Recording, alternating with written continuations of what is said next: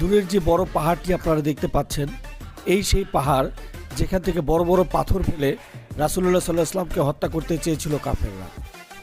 কিন্তু আরশে আজিমের অশেষ কুদরতে তা প্রতিহত হয়ে আজও সেভাবেই রয়েছে।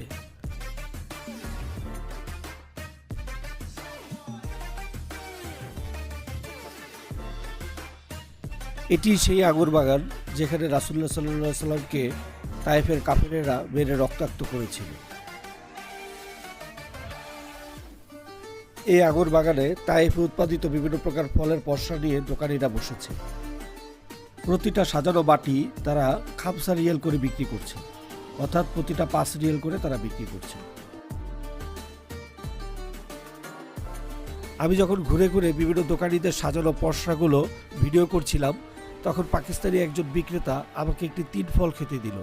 ফলটি খুবই সুমিষ্ট ছিল।